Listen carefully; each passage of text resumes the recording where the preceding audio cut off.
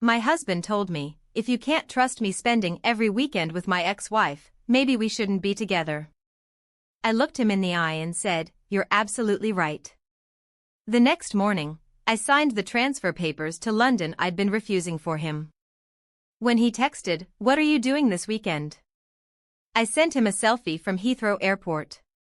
The text message glows on Colton's phone screen like a neon sign in our darkened bedroom. "Can't wait to see you today. It's been too long. D." My hands shake as I set his phone back on the nightstand, exactly where I found it.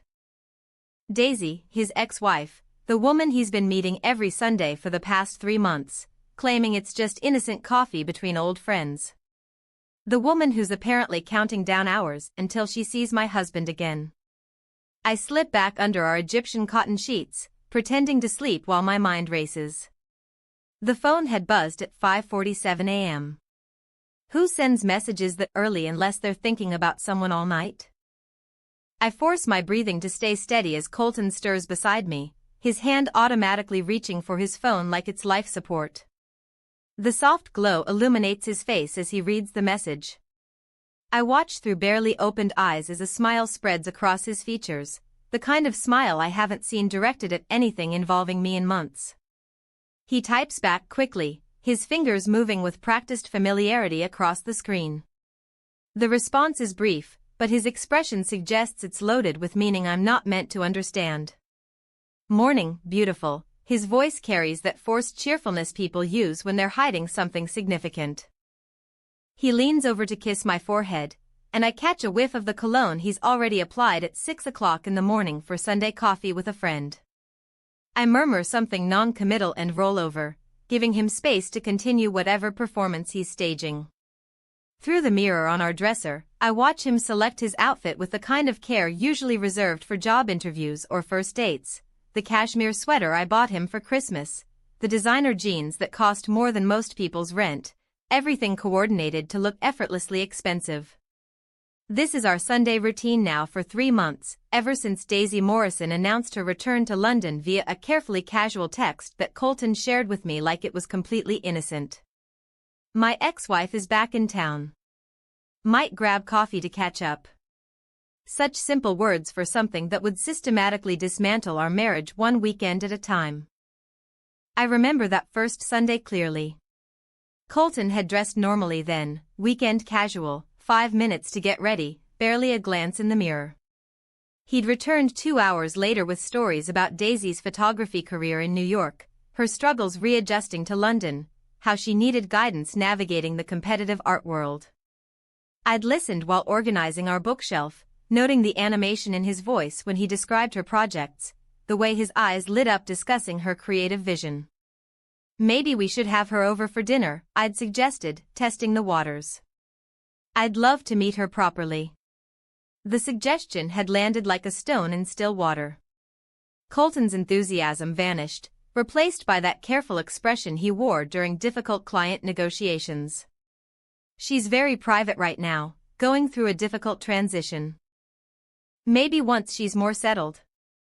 That should have been my first warning.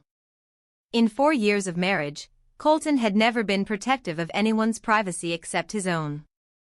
But I'd wanted to trust him, trusted the man who'd promised me forever in a church filled with 200 witnesses, trusted the partner who'd built this beautiful life with me, brick by expensive brick.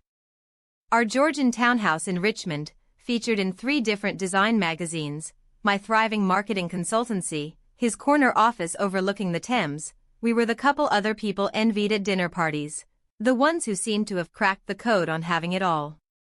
So, I'd ignored the warning bells, ignored the way he started caring about his appearance on Sundays, ignored the increasing frequency of their meetings, the lengthening duration, the late-night phone calls that sent him walking out to our garden for privacy. I'd even ignored my own instincts when those calls started happening during our dinner conversations, Colton apologizing while stepping outside to help Daisy with some urgent professional crisis that always seemed to occur during our limited time together. The shower starts running, and I know I have exactly 20 minutes before he emerges, fully prepared for another day in his alternate reality. 20 minutes to lie here and pretend I don't know what I know, Pretend I haven't seen the credit card charges from expensive restaurants in Shoreditch. Pretend I haven't noticed how our weekend plans always get cancelled for Daisy emergencies. Pretend I haven't started sleeping in the guest room because listening to his late-night conversations with her makes me feel sick. My phone buzzes on my nightstand, an email from my company's London office marked urgent. The subject line makes my stomach flip: European Division Director, final consideration, time sensitive. I delete it without opening, just like I did with the previous two offers. £145,000 annually to head their European division, my own team, unlimited creative control, a chance to build something entirely my own. But accepting would mean disrupting our perfect Richmond life, abandoning the beautiful existence Colton and I have constructed together. Except our life isn't perfect anymore, is it? It's a carefully maintained illusion, like one of those movie sets that looks real from the front but reveals itself to be nothing but scaffolding and paint when viewed from behind. The water stops running. I hear him humming something while he towels off, actually humming while preparing for his weekly betrayal. The sound makes my chest tight with a combination of fury and heartbreak that I'm becoming too familiar with. I force myself out of bed and down to our kitchen, needing the ritual of making coffee to ground me in something real. The morning light streams through our custom Italian curtains, hitting the marble countertops we spent months selecting. Everything in this room speaks of partnership, of shared decisions and combined dreams: the espresso machine we bought in Tuscany, the dining table where we've hosted dozens of dinner parties, the kitchen island where we've planned vacations and discussed 5-year goals and imagined the children we'd eventually have. All of it feels like evidence of a crime now. Proof of what I'm losing to a woman who wears vintage band t-shirts and makes artistic poverty look effortlessly chic. Colton appears in the doorway, freshly showered and perfectly groomed. He's wearing that cologne again, the expensive one he claimed was a gift from a client, but which I've never seen him wear for any client meeting. His hair is styled with the kind of careful precision usually reserved for board presentations or photo shoots. "Coffee smells amazing," he says, kissing my cheek with lips that taste like the mouthwash he uses before important meetings. "You're up early for a Sunday." I want to ask him about the text, want to demand explanations for the morning routine that's become increasingly elaborate, want to know why his ex-wife is counting down hours until she sees him. Instead, I hand him his coffee in the mug I bought him last Christmas, the one that says "World's Best Husband" in elegant script. The irony isn't lost on either of us. Another crisis with Daisy? I ask, keeping my voice carefully neutral. He nods, already checking his phone again. Gallery politics. You know how complicated the art world can be. I don't, actually. Neither does he, as far as I knew, until 3 months ago when he apparently became an expert in creative industry navigation. But I nod anyway, playing my role in whatever script we're both pretending to follow. He leaves 20 minutes later with a kiss that feels like an apology and a promise to be back by dinner. I watch from our front window as he walks to his car, noting the spring in his step that used to be reserved for our date nights. The car disappears around the corner, carrying my husband toward whatever fantasy he's constructed with the woman who used to share his name. I'm still standing at the window when my phone buzzes again. Another email from London. This time, I don't delete it immediately. Instead, I stare at the subject line and wonder what would happen if I finally said yes to the life that's been waiting for me while I've been busy trying to save the one that's already over. The London email sits in my inbox, unopened but impossible to ignore.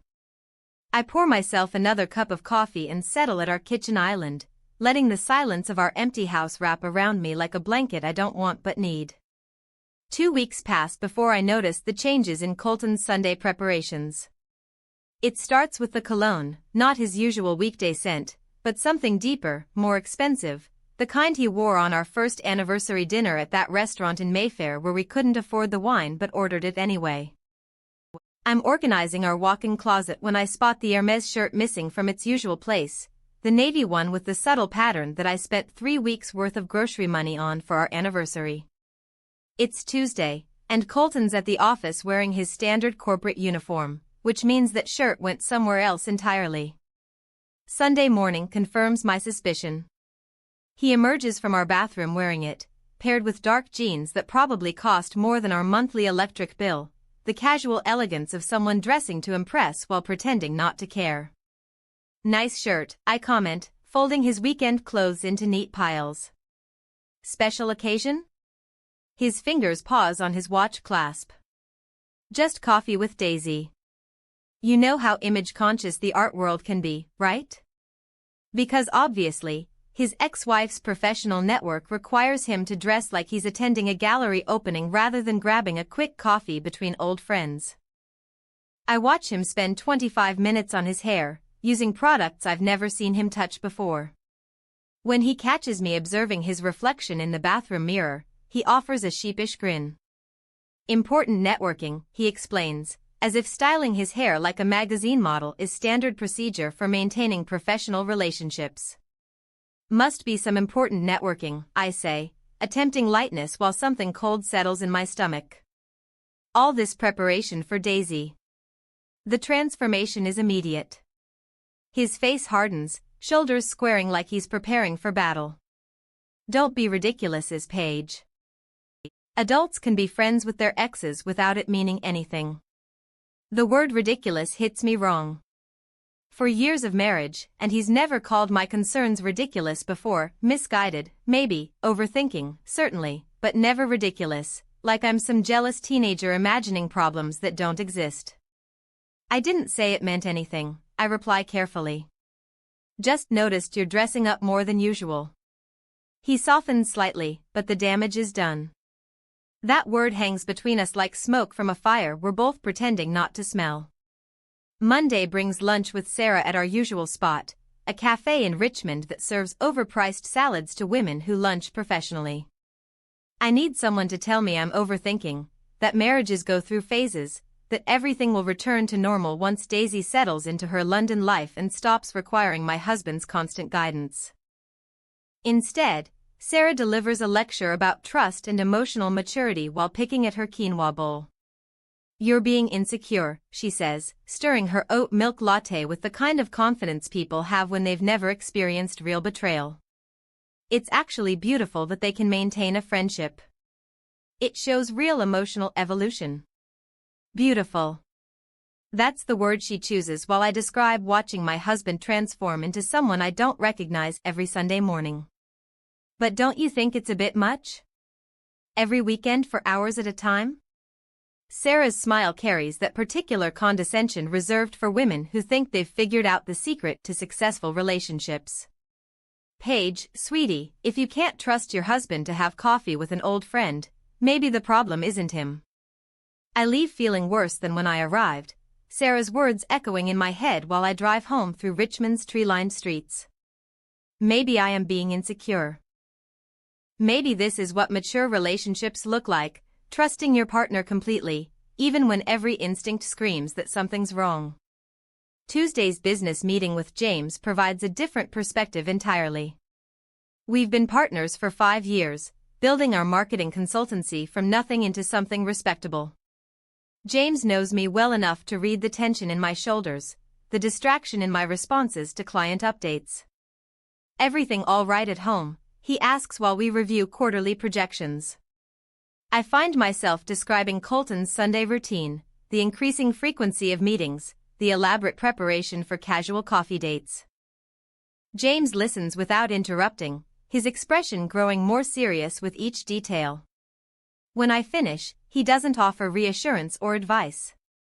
He just raises his eyebrows in that way I've learned to interpret over years of working together, the expression he wears when clients describe marketing strategies that make no logical sense. Interesting, is all he says, but his silence speaks volumes. Later, as we're packing up our laptops, he mentions almost casually, saw Colton last Sunday, actually, at that new place in Shoreditch, the one with the exposed brick and the 20-pound steaks. My hand stills on my keyboard. Shoreditch. He said they were getting coffee in Richmond. James' expression grows carefully neutral. Maybe they changed plans. He was with a woman, brunette, artistic-looking. They seemed He pauses, choosing his words carefully. Looked like they were on a date. The words hit me like cold water. James quickly changes the subject to client retention rates, but the damage is done. My husband lied about where he was meeting his ex-wife, and they were somewhere expensive enough that James remembers it specifically. October arrives with longer Sunday meetings and a new development that makes my chest tight with recognition. The phone calls start happening at night, usually around 10 o'clock when we're settling in to watch television or read. Colton's phone buzzes, he glances at it, and his entire demeanor shifts. Sorry, it's Daisy. Client emergency. He steps out to our garden, leaving me alone with the muted television and the sound of his animated conversation drifting through the French doors. I can't make out words, but his tone is different during these calls, warmer, more engaged than I've heard him sound in months. The conversations stretch longer each week, 20 minutes becomes 30, then 45. I find myself timing them, lying in bed, listening to the rise and fall of his voice while he paces our garden path.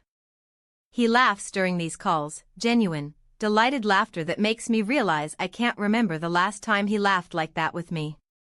When he returns to our bedroom, he's always apologetic but vague about the emergencies requiring such lengthy discussions, gallery politics, client negotiations, industry connections. Daisy apparently needs guidance navigating London's competitive art scene, and my husband has somehow become an expert in creative industry management despite never showing interest in art beyond what looks impressive on our walls. What kind of client problems require midnight consultations? I ask one night after he spent an hour outside talking her through some undefined crisis. He slips back under our covers, phone finally silent on his nightstand. You know how creative types are. Everything's urgent and emotional. She just needs someone who understands the business side, right? Because the woman who built a successful photography career in New York, one of the world's most competitive markets, suddenly needs my husband's guidance handling basic professional situations. The phone never seems to sleep anymore. It buzzes during our dinner conversations, interrupting movies we're watching together, lighting up the dark bedroom at all hours with messages from Dee. When I ask about the constant contact, Colton explains that Daisy's struggling with the transition back to London, needs emotional support, requires advice on everything from apartment hunting to rebuilding her professional network. She's very fragile right now, he says, as if this explains why his ex-wife requires more attention than his actual wife. Fragile. The word starts appearing frequently in his descriptions of Daisy: fragile emotional state, fragile professional situation, fragile adjustment to London life. This woman, who packed up her entire existence and moved to another country to pursue her career, is apparently too delicate to handle basic life challenges without my husband's constant intervention. I start sleeping in our guest room, telling myself it's because his late-night conversations keep me awake. But the truth is more complicated. Lying next to someone while they prioritize another woman's needs over your shared bedtime feels like a special kind of torture I'm not ready to endure every night. From the guest room, I can still hear him talking to her through the walls. His voice carries differently at night, softer and more intimate than the professional tone he uses during business calls. Sometimes I catch fragments, reassurances about her talent, encouragement about her prospects, promises that things will get better. I can't remember the last time he spoke to me with that kind of gentle certainty. The guest room becomes my sanctuary and my prison. 3 weeks into my self-imposed exile from our shared bed, I discover the dark magic of social media stalking. At 2 o'clock in the morning, insomnia has become my unwelcome companion, arriving precisely when Colton's breathing settles into the deep rhythm of someone sleeping peacefully despite systematically destroying his marriage. Tonight, like so many others, I find myself reaching for my phone, thumb hovering over the Instagram app with the kind of hesitation people reserve for opening medical test results. Daisy Morrison's profile loads with cruel efficiency, no privacy settings, no barriers between me and the curated glimpse into the life that's consuming my husband's attention. Her feed is exactly what I expected, artfully arranged chaos that screams authentic bohemian lifestyle, vintage band t-shirts draped over unmade beds, gallery openings captured in moody black and white, coffee cups photographed from angles that suggest deep artistic contemplation. But it's the locations that make my blood freeze in my veins. Richmond Farmers Market, tagged 14 days ago, the same Sunday Colton claimed they were meeting for coffee in some generic cafe. The photo shows autumn produce arranged like a still life, but I recognize the vendor stalls, the cobblestone layout, the Victorian lampposts that line the market square where Colton and I have shopped together every other weekend for 4 years. I scroll further, my thumb moving with the mechanical persistence of someone picking at a wound. Our favorite antique shop on Hill Rise, photographed 6 days ago with the caption, "Hidden treasures in unexpected places." The image shows vintage jewelry displayed against weathered wood, the same display case where Colton and I found the Art Deco mirror hanging in our hallway. She's not just meeting my husband, she's touring my life, documenting places that belong to us, locations that hold our shared memories and inside jokes. Each photo feels like evidence of territorial conquest, a systematic claiming of spaces I thought were ours alone. The worst part is how beautiful her photography is. Each image is composed with professional skill, transforming mundane locations into something that looks worthy of gallery walls. She has an eye for finding poetry in places I've always considered simply functional. Seeing my life through her artistic lens makes me feel ordinary by comparison, like I've been living in black and white while she sees everything in vivid color. Morning brings the monthly ritual of organizing our finances, a task I've always handled because Colton finds numbers tedious unless they're attached to his quarterly bonuses. I spread bank statements across our dining room table, cross-referencing receipts with automated charges, looking for the familiar patterns of our predictable life. Instead, I find evidence of someone else's existence threaded through our accounts like foreign DNA. Lou Bernadine in Shoreditch, £180 for dinner on a Sunday when Colton told me they grabbed sandwiches at a local cafe. Saatchi Gallery admission for 2, purchased the same afternoon he claimed they spent walking through Richmond Park discussing her career prospects. Most damning of all, charges from the Ned's Lobby Bar in central London, dated last Sunday when he swore they had a quick coffee before he came home early because Daisy was feeling overwhelmed. The numbers don't lie, even when everything else does.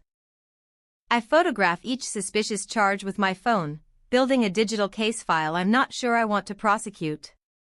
When Colton appears in our kitchen that evening, loosening his tie after another day of managing other people's money, I spread the statements in front of him like cards in a poker game. "Expensive coffee dates," I say, pointing to the Shoreditch restaurant charge. His reaction is immediate and smooth, too smooth, like he's been preparing for this conversation. "That wasn't coffee. We met some gallery owners Daisy knows from New York, networking dinner." You know how important connections are in creative industries. The explanation comes so naturally, I almost believe him, almost. Until I point to the gallery admission charges and watch him construct another elaborate fiction about attending exhibitions to better understand Daisy's artistic influences. 2 tickets? I ask. She needed moral support. These gallery events can be intimidating when you're trying to rebuild professional relationships. Each lie builds on the previous one, creating an increasingly complex narrative that explains away every suspicious detail. His voice carries the confidence of someone who's practiced these explanations, refined them until they sound not just plausible, but reasonable. The hotel bar charge requires the most creative storytelling. According to Colton, they met a potential client there who was only available for 30 minutes between flights. Daisy had been nervous about the meeting, needed his support navigating the conversation, and afterward they'd shared a quick drink to debrief the interaction. His lies come so smoothly, I start questioning my own interpretation of the evidence. Maybe these charges do have innocent explanations. Maybe I'm seeing conspiracies where simple friendship exists. Maybe Sarah was right about my insecurity poisoning my perspective. Saturday morning laundry becomes an archaeological expedition. Sorting through our clothes, I realize Colton's favorite leather jacket hasn't appeared in the hamper for 3 weeks. Neither has the navy wool scarf I brought him from Paris last year, the one he claimed made him look sophisticated enough for European business meetings. When I ask about the missing items, he doesn't even look up from his newspaper. Dry cleaners. That jacket needs special care, and the scarf got stained at lunch last week. But I check Somerset Cleaners on Monday afternoon, the place we've used for 5 years. The woman behind the counter knows us by name, remembers our usual pickups. She shakes her head when I describe the jacket and scarf. Haven't seen those pieces, love. Nothing of your husband's has been in for over a month. I stand in the shop, surrounded by plastic-wrapped clothes that belong to other people's lives, realizing that items are disappearing from our home the same way pieces of our marriage are vanishing, small things at first, barely noticeable, then larger absences that leave obvious gaps. That evening, I start keeping mental inventories of Colton's wardrobe, not from paranoia, but from a growing need to document the systematic dismantling of our shared life. The expensive watch he wore to last year's company party, the silk tie his mother gave him for his birthday, each missing piece feels like evidence in a case I'm building against my own husband. Wednesday afternoon finds me in our front garden, planting tulip bulbs for spring blooms I'm no longer sure I'll be around to see. The physical work feels therapeutic, digging into soil, placing bulbs with careful spacing, covering them with earth and hope that they'll emerge beautiful when the weather turns warm again. Lovely afternoon for gardening, Mrs. Patterson's voice carries over the hedge separating our properties.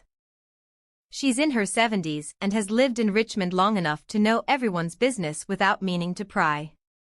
We chat about bulb varieties and optimal planting depths until she mentions seeing Colton last Sunday. Your husband's got good taste in walking routes. Richmond Park is beautiful this time of year. My hand's still on the soil. Walking routes? Oh yes. I was coming back from visiting my sister and saw him near the Albert Gate. Lovely day for a romantic stroll. The word romantic hits me like cold water.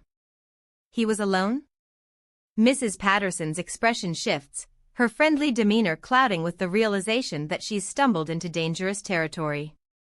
Well, no, dear. He was with a woman, brunette, quite pretty in that artistic way. They were walking hand in hand, looking very much like a couple enjoying the afternoon together. She describes Daisy with uncomfortable accuracy, the vintage clothing, the camera hanging around her neck, the way she leaned into Colton while they walked. Every detail matches the woman I've been studying through Instagram photos, the woman my husband claims requires nothing more than friendly coffee and professional guidance. Mrs. Patterson realizes she's delivered devastating news and quickly changes the subject to her rose bushes and their preparation for winter dormancy. But the damage is done. My neighbor, someone with no agenda beyond pleasant conversation, has provided eyewitness testimony that my husband and his ex-wife are behaving like lovers, not old friends catching up over innocent coffee. I finish planting the tulip bulbs with hands that shake despite the mild afternoon temperature. Dirt accumulates under my fingernails, and I think about how deep I've been buried in lies without realizing the soil was covering my head. Each bulb I place in the ground feels like hope I'm not sure I still possess, faith in futures that might not include the man I married. The sun sets over Richmond while I work, painting our neighborhood in golden light that makes everything look beautiful and peaceful. But beauty can be deceptive. I'm learning the most picturesque lives can conceal the ugliest truths, and sometimes the evidence of betrayal is as simple as your neighbor mentioning they saw your husband holding hands with another woman in the park where you used to walk together. The tulip bulbs lie buried in our front garden like secrets I've planted in rich soil, waiting for spring to reveal what I've known all along. I clean the dirt from under my fingernails with mechanical precision, each scrape of the nail brush echoing Mrs. Patterson's words about romantic strolls and hand-holding that had nothing to do with professional coffee meetings. The next few days pass in a strange suspended state where I go through the motions of our life while building a case against it. Work meetings blend together, client calls become background noise, I smile at appropriate moments during conversations I'm not really hearing, all while my phone burns with screenshots and evidence I can't stop collecting. Thursday evening changes everything. I'm reviewing quarterly projections when Daisy's Instagram story notification pops up on my phone. The image loads with devastating clarity, a gallery opening in Shoreditch, all exposed brick walls and industrial lighting. Daisy stands among well-dressed art enthusiasts, wearing a black dress I've never seen, but accessorized with something that makes my breath catch, my grandmother's vintage pearl earrings, the ones with the intricate silver settings that took 3 generations to reach me. The earrings Colton borrowed last month for what he called an important client event that required elegant accessories to make the right impression. I zoom in until the screen pixelates, but there's no mistaking them. Those earrings have been in my family since 1952, passed from my grandmother to my mother to me with stories about wearing them on special occasions, about saving them for moments that mattered. Apparently, gallery openings with his ex-wife qualify as moments that matter. The timestamp shows Thursday at 8:30 p.m., last Thursday, when Colton claimed he was working late on year-end budgets, when I ate dinner alone and went to bed early because he texted that the numbers were taking longer than expected. While I was falling asleep in our guest room, he was watching his ex-wife wear my grandmother's jewelry to art openings in neighborhoods he'd never taken me to explore. I screenshot everything with shaking fingers, adding it to the growing folder of evidence I've labeled documentation because calling it what it really is feels too devastating to acknowledge. The photo joins bank statements, Instagram posts, and timeline discrepancies in a digital archive of betrayal that grows heavier each day. By Friday morning, the earrings are back in my jewelry box, nestled in their usual velvet compartment like they never left. But touching them feels different now, contaminated by the knowledge of where they've been, whose skin they've touched, what moments they've witnessed that had nothing to do with our marriage. Friday afternoon delivers an unexpected lifeline disguised as a phone call. My boss's voice carries excitement that cuts through the fog of domestic surveillance I've been living in. Paige, I need you to consider something extraordinary. We're not just talking about a transfer anymore. We want you to launch our entire European division, your own team, unlimited creative control, complete authority over strategy and implementation. The salary figure makes me sit down, £160,000 annually, plus relocation assistance, plus equity options that could triple my earnings within 2 years. It's the kind of opportunity people build entire careers hoping to encounter, handed to me precisely when I need an escape route from the life I've been desperately trying to save. I know you've declined before, he continues, but this role was designed specifically for your skill set. Think about it over the weekend. London's calling, and they want you specifically. For the first time in months, I find myself actually listening instead of automatically searching for reasons to decline.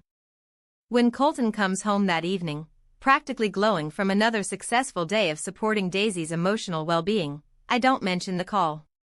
The silence feels intentional, powerful, my first real secret in 4 years of marriage built on supposed transparency. He moves through our kitchen, preparing dinner while describing Daisy's latest breakthrough in processing her London transition. His voice carries the animation of someone genuinely invested in another person's success, the kind of enthusiasm he used to reserve for my professional victories. I watch him dice vegetables with practiced efficiency, noting how his face lights up when he talks about her progress, her insights, her growing confidence in navigating London's art scene. When he asks about my day, his attention feels perfunctory, going through the motions of spousal interest while his real emotional investment lies elsewhere. October 15th arrives gray and bitter, matching the weather to the significance. I'm the only one who remembers our 4th wedding anniversary, the date we promised each other forever in front of 200 guests who probably assumed we'd figured out something the rest of them hadn't. I wake up alone in the guest room, having spent another night listening to Colton's muffled phone conversations through the walls. No flowers wait on the kitchen counter, no card sits propped against the coffee maker, no acknowledgement that this date holds any meaning beyond being another Sunday in his carefully structured routine of emotional infidelity. Colton emerges from our bedroom, already dressed for another day with Daisy, wearing the watch I gave him for our first anniversary and the cologne that's become synonymous with betrayal. When I mention the date while making coffee, he looks genuinely surprised, not guilty or apologetic, but confused, like I've referenced some obscure holiday he's never heard of. Our anniversary, I say, wondering if he'll remember without prompting. Recognition dawns slowly, followed by that particular expression men wear when they realize they've forgotten something significant. Of course, I'm sorry. I've been so distracted with work lately. We'll celebrate properly tonight, I promise. Dinner at that place you love. But the damage is done. He's so invested in his fantasy life with his ex-wife that he's forgotten the actual anniversary of his real marriage, the date we stood before God and everyone we knew, promising to prioritize each other above all else. Don't worry about it, I say, and mean it more than he realizes. I'm sure Daisy needs you today. He kisses my forehead with lips that feel like obligation before disappearing into his alternate reality. I spend the day alone in our house, surrounded by wedding photos that now look like evidence of a crime I didn't know was being committed. The albums tell a story of two people who believed they'd found something permanent, something worth building a life around, young faces full of hope and certainty, hands clasped like we'd never let go, eyes that saw futures we were sure we'd share. Looking at those photos now feels like examining artifacts from a civilization that no longer exists. Sunday evening finds me dialing James' number while Colton extends his anniversary celebration with Daisy into its 7th hour. We meet at an all-night diner in Putney, the kind of place that serves coffee strong enough to fuel difficult conversations and fluorescent lighting that makes everyone look tired and honest. I spread my phone across the Formica table like evidence in a courtroom. Screenshots, bank statements, timelines, even voice memos I've recorded documenting Colton's explanations for various inconsistencies. Mrs. Patterson saw them holding hands in Richmond Park, I say, showing him notes I've taken from our gardening conversation, the same Sunday he claimed they had coffee to discuss her client crisis. James examines each piece with the methodical attention he brings to client presentations, occasionally asking clarifying questions about dates or asking me to explain context I've become too close to see clearly. When I finish presenting my case, months of documentation that paint an increasingly clear picture of systematic deception, he looks up from my phone with an expression I recognize from difficult client meetings. "You know what this is, don't you?" he says quietly. I nod, unable to say the word affair out loud because speaking it would make it real in a way I'm not sure I'm ready to handle. But hearing James confirm my worst fears validates months of intuition I've been questioning, instincts I've been told to ignore in the name of trust and emotional maturity. The fluorescent lights hum overhead while we sit in the kind of silence that follows devastating revelations. Outside, London continues its life while mine transforms into something unrecognizable, something that will require choices I never imagined having to make. The fluorescent lights in the diner cast harsh shadows across James' face as he slides my phone back across the table. The evidence sits between us like a smoking gun neither of us wanted to find but can no longer ignore. "What are you going to do?" he asks, his voice carrying the careful neutrality of someone who knows they're standing at the edge of someone else's life-changing decision. I stare at the phone screen, still displaying Daisy's gallery opening photo with my grandmother's earrings glinting under art world lighting. I don't know yet, but that's not entirely true. Somewhere in the back of my mind, a plan is already forming, not revenge, exactly, but something that feels like self-preservation disguised as strategy. The months between October and February pass in a strange blur of parallel lives. I continue going to work, meeting clients, building campaigns that help other people sell their dreams while mine decomposes in slow motion. Colton continues his Sunday rituals, his late-night phone calls, his elaborate explanations for charges and disappearances and timeline inconsistencies that multiply like cancer cells. We exist in the same house like polite strangers sharing space and bills and nothing else that matters. He stopped apologizing for his absences, stopped offering explanations I no longer ask for. I've stopped pretending to believe whatever story he's constructed to justify his latest betrayal. The London offer hovers in my inbox like a lifeline I'm afraid to grab. 3 times my boss calls for an answer. 3 times I ask for more time to consider. knowing I'm really waiting for Colton to give me permission to leave by finally being honest about wanting me to go. February arrives gray and bitter, matching my mood as I sit in our kitchen at 7 a.m., reviewing client proposals that feel increasingly meaningless. Outside, Richmond looks like a watercolor painting left in the rain, all blurred edges and muted colors that mirror the dissolution of everything I thought was permanent. Footsteps on the stairs announce Colton's arrival, though I can already tell from the sound that this isn't his usual weekend casual descent. These steps have purpose, precision, the cadence of someone preparing for an important performance. He emerges from our bedroom looking like he's headed to a magazine photoshoot rather than coffee with a friend in emotional crisis. The cashmere sweater I gave him for Christmas, charcoal gray Italian wool, expensive enough that I'd hesitated before buying it. Dark jeans that cost more than most people's monthly grocery budget, hair styled with products I've never seen him use for any client meeting or social event in our 4 years of marriage. Another emergency situation with Daisy? I ask without looking up from my laptop. Gallery politics, he says, adjusting his watch with the practiced motion of someone who's performed this routine dozens of times. She's having trouble with a difficult gallery owner who's questioning her artistic vision. She needs someone who understands the business side of creative industries. Right.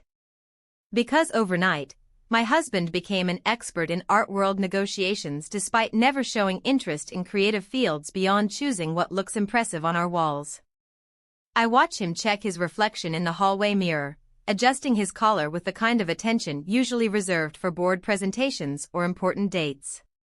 The man looking back at him is someone I barely recognize, not the person I married, but someone who's been carefully constructed to appeal to someone else's aesthetic preferences.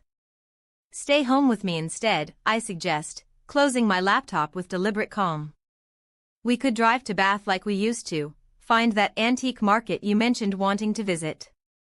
His reaction is immediate and visceral, like I've suggested something genuinely offensive. His face transforms from casual preparation to active irritation, eyebrows drawing together in the expression he reserves for unreasonable client demands. I can't abandon her when she needs support, he says, the word abandon delivered with emphasis that makes its implications crystal clear. Abandon. Apparently, leaving his ex-wife alone for one Sunday would constitute abandonment, cruel, thoughtless desertion of someone in crisis. But leaving his actual wife alone every weekend for 4 months straight is just maintaining healthy adult friendships. The irony sits between us like a live wire nobody wants to touch. What about what I need? The question comes out quieter than I intended, but it carries enough weight to make him pause in his preparations. For a moment, I think he might actually consider the question, might remember that he has a wife who's been increasingly invisible in his carefully curated life, might acknowledge that I've been patient and understanding and cooperative while he systematically prioritized another woman over our marriage. Instead, his face hardens into the expression he uses during hostile business negotiations, cold, calculating, designed to end conversations rather than continue them. We've discussed this exhaustively, Paige. Daisy and I are friends. Adults can maintain platonic relationships with their exes without it meaning anything inappropriate. He pauses, studying my expression with the analytical precision he brings to financial assessments that determine whether investments are worth pursuing. Actually, he continues, his voice taking on the measured cadence of someone delivering a prepared statement, if you can't trust me spending every weekend with my ex-wife, maybe we shouldn't be together at all. The silence that follows feels infinite, like the moment between lightning and thunder when the whole world holds its breath. I can hear our neighbor's dog barking at something only it can see, Sunday morning traffic beginning to build on Richmond Road, our antique grandfather clock in the hallway ticking away seconds of our marriage with mechanical precision.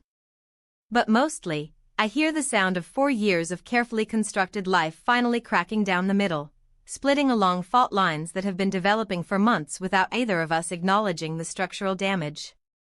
He's given me an ultimatum disguised as a choice. Accept his relationship with Daisy or end our marriage, trust him completely or lose him entirely, submit to his version of reality or face the consequences of questioning it.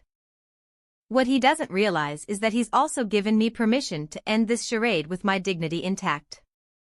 I look him directly in the eyes, seeing clearly for the first time in months. The man standing in our hallway, wearing clothes I bought him, cologne he saves for another woman, styling his hair for someone who isn't his wife. This isn't my husband anymore. This is someone wearing my husband's face, living in my house, spending my emotional energy while giving his authentic self to someone else entirely. You're absolutely right, I say, my voice carrying a calm that surprises us both. His face goes through fascinating changes, confusion first, like a computer processing conflicting information, then alarm as he realizes this wasn't the script he'd written in his head. He'd expected tears, accusations, maybe even a dramatic scene he could later describe to Daisy as evidence of my emotional instability and his justified need for support from someone who understands him better. What he hadn't expected was agreement, calm, rational, immediate agreement that his ultimatum makes perfect sense. Wait, he says, his confident negotiation stance faltering. That's not. I mean, we should talk about this. But I mean every word with surgical precision. I'm done with the entire elaborate performance of pretending our marriage can survive someone who's already emotionally divorced himself from it, done pretending that love means accepting lies as truth, that trust means ignoring evidence, that commitment means tolerating systematic betrayal disguised as friendship. He stands in our hallway, looking like someone who's just realized they've overplayed their hand in a game they thought they controlled. The ultimatum that was supposed to silence my questions has instead given me the clarity I've been searching for since that first Sunday morning when everything started changing. For the first time in months, I know exactly what I'm going to do next. Colton stands frozen in our hallway, his carefully styled hair and expensive cologne suddenly looking like costume pieces from a play that's ended mid-performance. The confidence he'd worn like armor while delivering his ultimatum has evaporated, leaving behind someone who looks genuinely confused about how his power play has backfired so spectacularly. We should talk about this, he says again, his voice carrying a note of panic that wasn't there 5 minutes ago. We just did, I reply, gathering my laptop and client files with the calm efficiency of someone who's finally stopped fighting against the inevitable. You were very clear about your priorities. He follows me upstairs, his footsteps quick and uncertain behind me. I can feel him watching as I move around our bedroom, our former bedroom, collecting the work materials I'll need for what's about to become the most important Sunday of my professional life. Paige, wait. I didn't mean we should actually separate. I was just trying to explain how important it is for you to trust me. Trust. The word that's been weaponized against me for months, used to make me question my instincts and ignore obvious evidence. Now it sounds hollow, meaningless, like calling rain dry or darkness bright. I do trust you, I say, pulling my laptop charger from the wall outlet. I trust you to prioritize Daisy over everything else. I trust you to lie about where you go and what you do. I trust you to forget our anniversary while remembering every detail of her gallery openings. He opens his mouth to protest, but I continue before he can construct another elaborate fiction. Most importantly, I trust that you meant exactly what you said downstairs. If I can't accept your relationship with your ex-wife, we shouldn't be together, so we won't be. I leave him standing in our bedroom doorway and head to my home office, the room that's about to become my war room for executing the most important strategic decision of my life. The London email sits in my inbox like a door I've been afraid to open, afraid of what might lie beyond the familiar confines of Richmond and routine in marriage that felt safe even while it was suffocating me. But safety is an illusion when you're drowning slowly, and I've been underwater for so long I'd forgotten what breathing feels like. My fingers hover over the keyboard for only a moment before muscle memory takes over, typing words that feel like they're coming from some stronger, clearer version of myself I haven't met in years. Subject, London Division Director position acceptance. I am ready to accept the role. When can we discuss transition logistics and start dates? Thank you for your patience with my decision-making process. I'm excited about this opportunity. I hit send before I can second-guess myself, before the part of my brain that's been trained to prioritize other people's comfort over my own advancement can interfere with this moment of perfect clarity. The response comes faster than I expected, within 4 hours, even on a Sunday evening when most executives are home with their families. Brilliant news. Can you start in 3 weeks? We'll handle all relocation logistics, including temporary housing and permanent flat hunting assistance. Welcome to the London team. We've been hoping you'd say yes. 3 weeks, 21 days to dismantle a life I've spent 4 years building and reconstruct it in a city where nobody knows my history, where I can be someone other than the wife who wasn't enough to keep her husband's attention. Downstairs, I can hear Colton on the phone, probably calling Daisy to describe his domestic crisis and seek comfort from the woman who's apparently better equipped to understand his emotional needs than his actual wife. The conversation lasts over an hour, his voice carrying the same animated tone that used to be reserved for discussions about our future. Monday morning arrives with the predictable sound of Colton attempting damage control. His footsteps on the stairs are heavier than usual, weighed down by the kind of regret that only surfaces after consequences become visible. He appears in our kitchen, wearing that particular expression men get when they realize they've overplayed their hand, sheepish but defensive, sorry but not really, like someone who's been caught cheating at cards but wants to argue about the rules rather than acknowledge their behavior. About yesterday, he begins, adjusting his cufflinks with nervous precision. I think we both said things we didn't mean. Heat of the moment, you know. We've been under a lot of stress lately. I look up from my coffee, genuinely curious about his revisionist interpretation of events.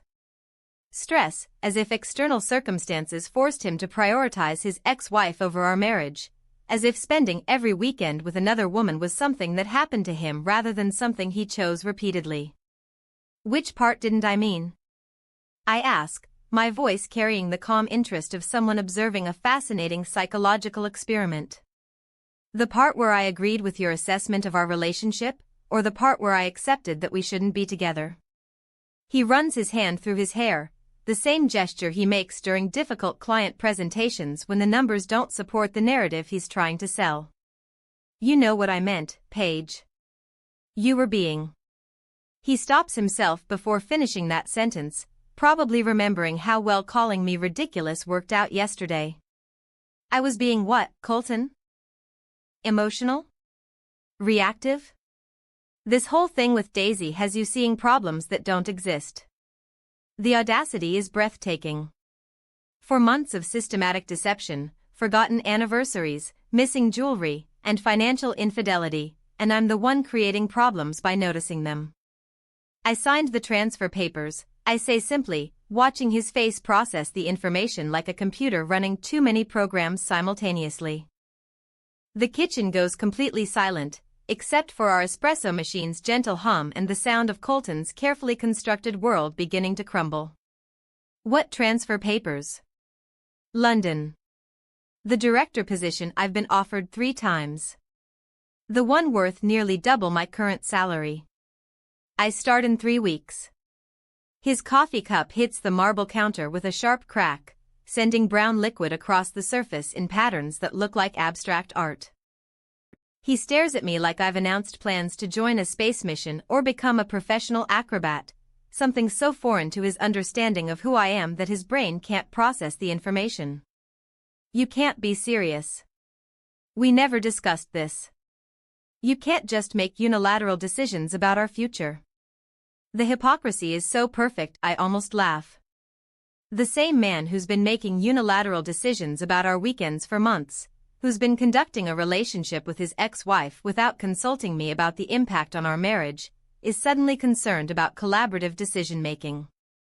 Actually, I reply, wiping up the spilled coffee with paper towels that somehow feel symbolic of cleaning up messes that weren't originally mine.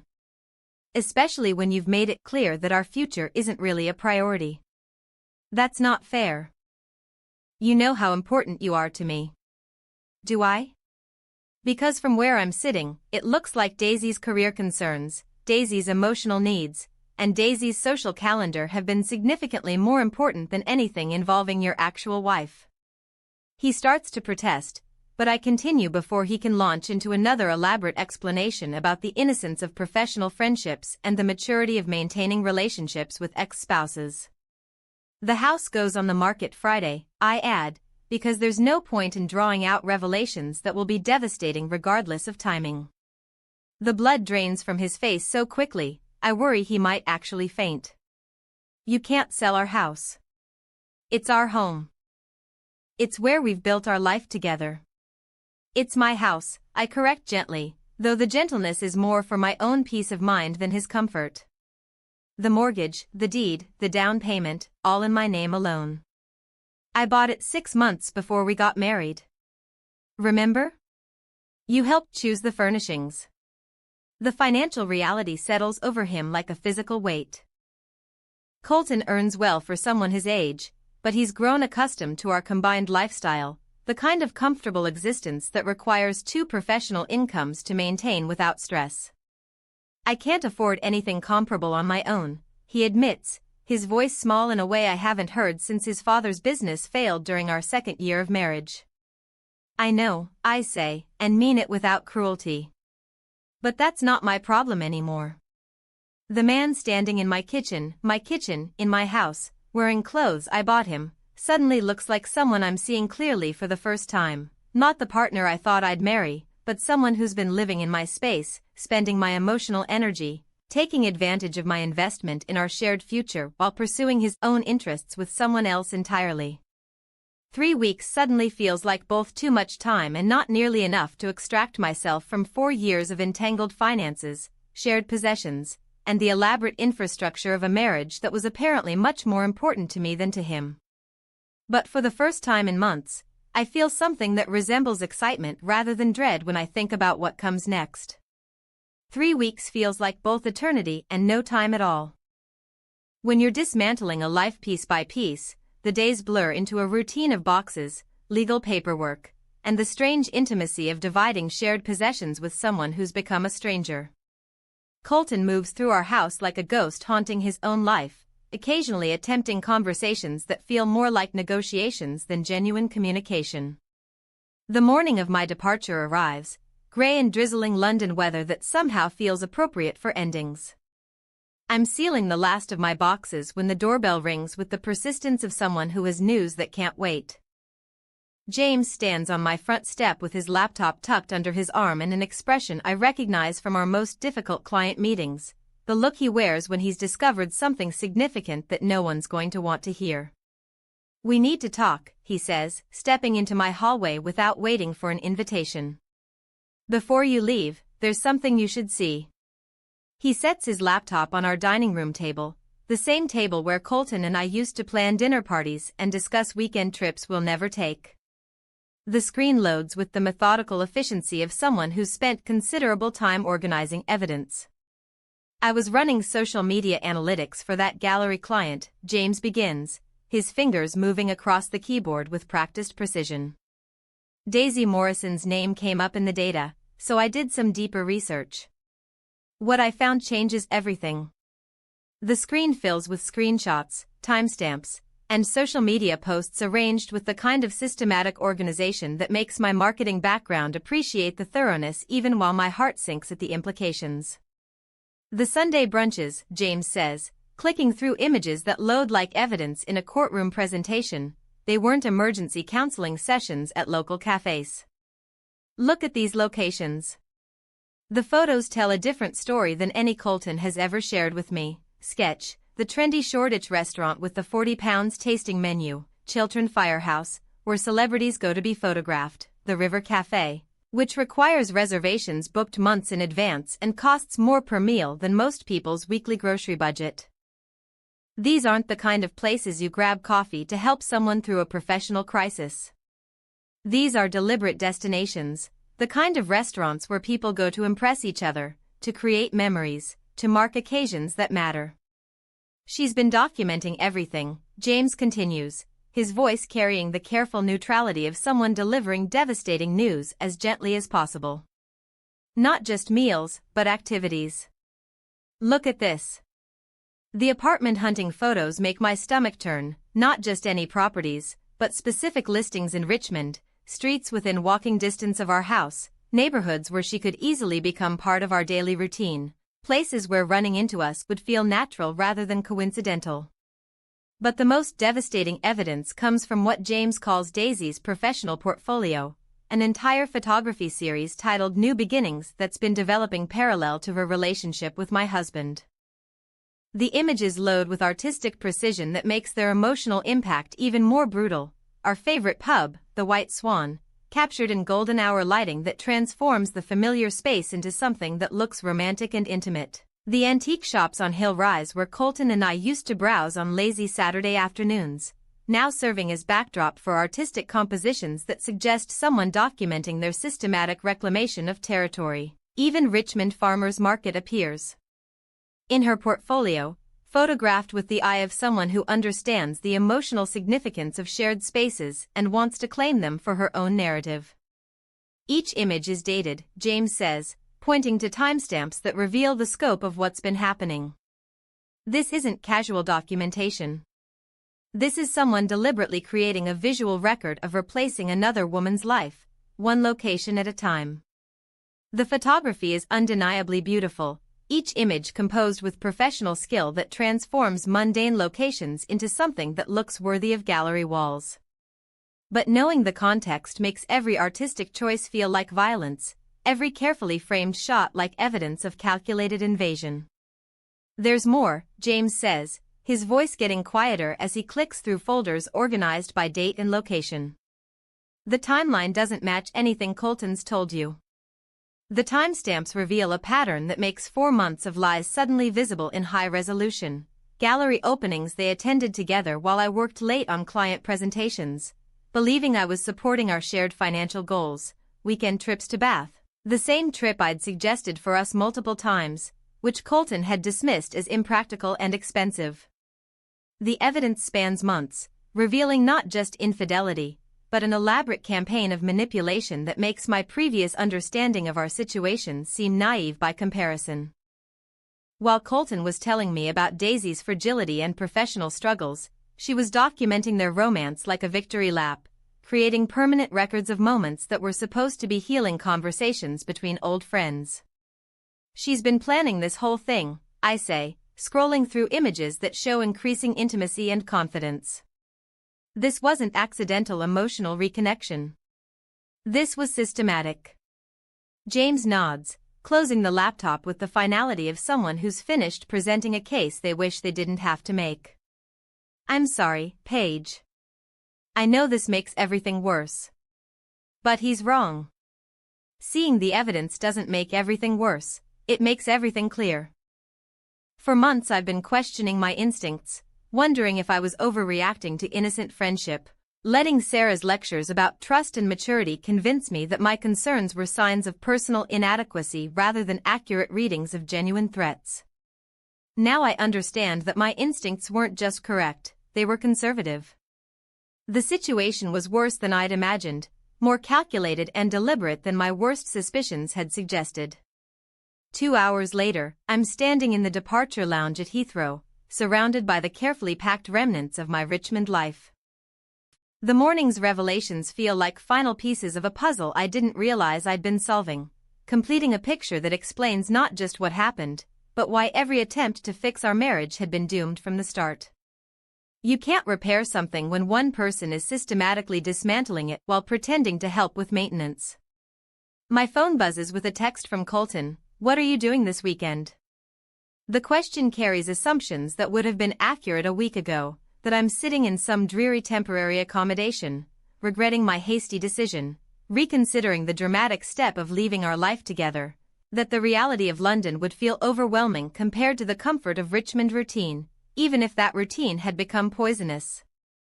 Instead, I look around the departure lounge, filled with people heading toward new adventures, new possibilities, new versions of themselves they haven't met yet. For the first time in months, I feel something that resembles excitement rather than dread when I think about what comes next. I take a selfie against the backdrop of departure boards displaying destinations that sound like freedom: Paris, Amsterdam, Rome, and at the top of the list, London. My boarding pass is visible in frame, a genuine smile replacing months of forced cheerfulness that fooled everyone except myself. Starting my new life, I type, adding the photo before hitting send. The response comes immediately, "Wait, you're actually leaving? Come home. We can work this out."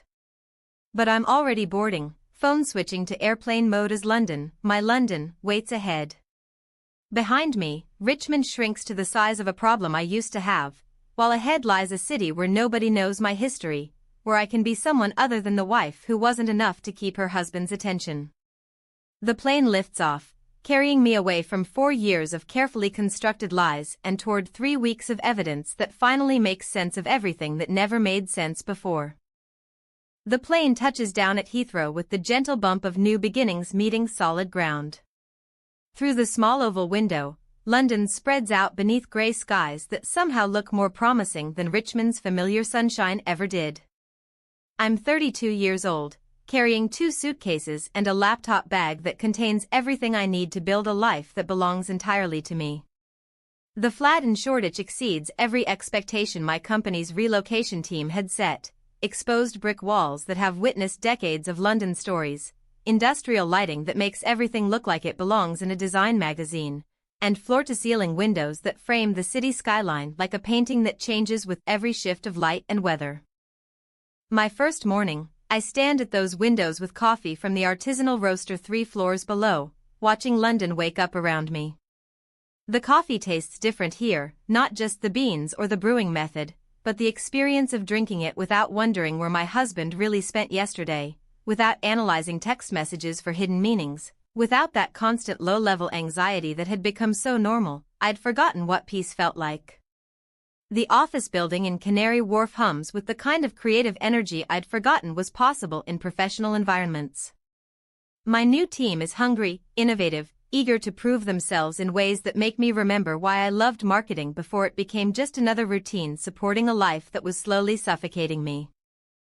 Within 2 weeks, I've implemented 3 strategies that increase client retention by 30. The success feels different than my Richmond achievements, not just professional validation, but proof that I can build something meaningful when I'm not constantly managing someone else's emotional crisis. For the first time in months, I go entire days without compulsively checking my phone, without wondering if the person who claimed to love me was lying to my face, without feeling like I'm walking on emotional landmines disguised as normal conversations.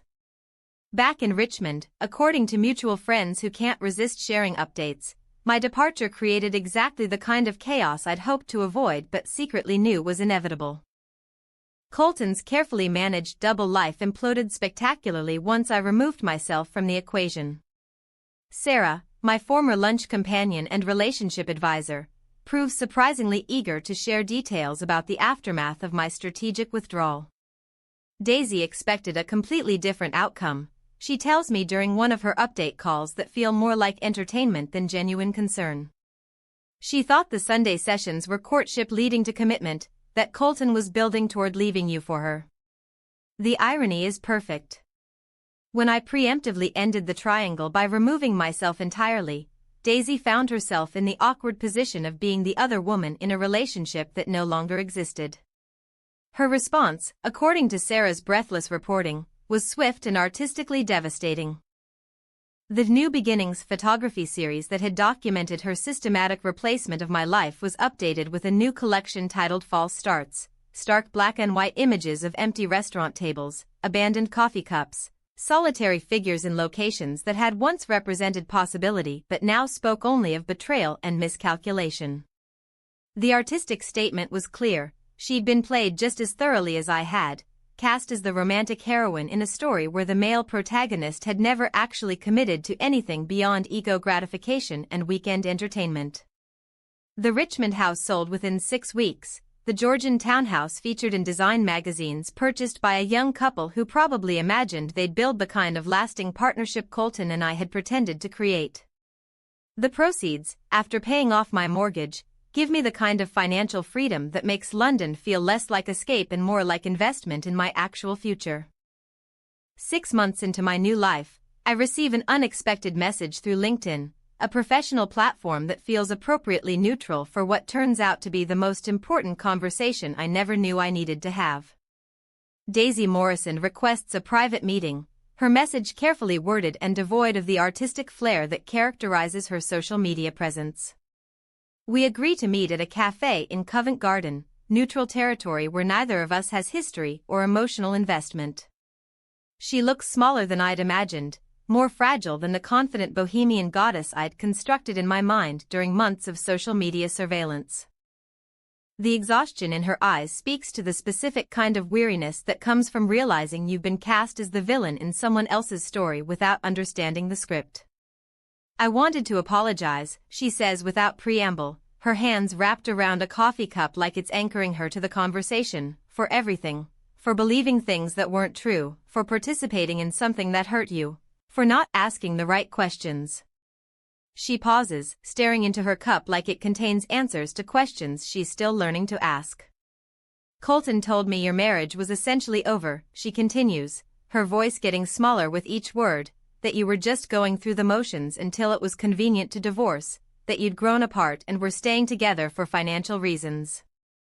The audacity is breathtaking, but I find myself feeling something unexpected, pity rather than anger. And you believed him.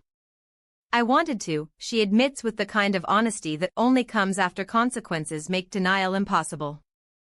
It made everything easier to justify, the restaurant dates, the photography project, the apartment hunting in your neighborhood. If your marriage was already dead, then I wasn't really destroying anything. The conversation lasts 2 hours, two women dissecting the elaborate fiction one man had constructed to serve his ego while keeping both of us invested in competing versions of the same fantasy. Colton had been playing both sides masterfully, painting me as controlling and suspicious to her while portraying her as needy and fragile to me. I've been where you were, she says as we prepare to leave, the wife wondering why her husband needs so much friendship from his ex. It's devastating, and I helped do that to you. As our conversation ends, she delivers the perfect coda to what I'm finally comfortable calling my revenge story, though revenge implies more active malice than what actually happened. He's completely alone now, she says, gathering her vintage leather jacket with movements that suggest someone who's learned to carry disappointment with artistic grace. The house sold. He's renting some dreary flat in Clapham, spending weekends watching Netflix instead of curating relationships with women who don't really know him. The irony is so perfect it feels scripted. Colton, who'd been so desperate for female attention that he'd maintained relationships with both his wife and ex-wife simultaneously, now has neither. The man who'd needed constant validation from multiple sources to feel interesting has discovered what it's like to be genuinely alone with himself. Walking back to my Shoreditch flat through streets lined with galleries and cafes that define my new life, I realize something profound has shifted in how I understand what happened to us. I'm not angry anymore. Anger requires ongoing emotional investment in someone else's choices, and I've redirected that energy toward building something that actually serves my interests. Instead, I'm grateful that Colton was arrogant enough to deliver that ultimatum. Grateful that he underestimated my willingness to call his bluff, grateful that he freed me from a marriage that was slowly suffocating everything authentic about who I used to be. Sometimes, people do you the greatest favor of your life by showing you exactly who they are. Colton showed me he was someone who would choose drama over stability, ego gratification over partnership, manipulation over honest communication. And in showing me who he really was, he also revealed who I could become. Someone who refuses to accept less than she deserves, someone who chooses herself when others won't, someone who finally learned that you can't save a relationship with someone who's already emotionally left. Every morning, when I wake up in my warehouse flat, watching London come alive outside my windows, I remember that moment in our Richmond kitchen when everything changed. The moment I stopped fighting for someone who wasn't fighting for us and started fighting for myself instead. I finally chose myself, and it was the best decision I've ever made.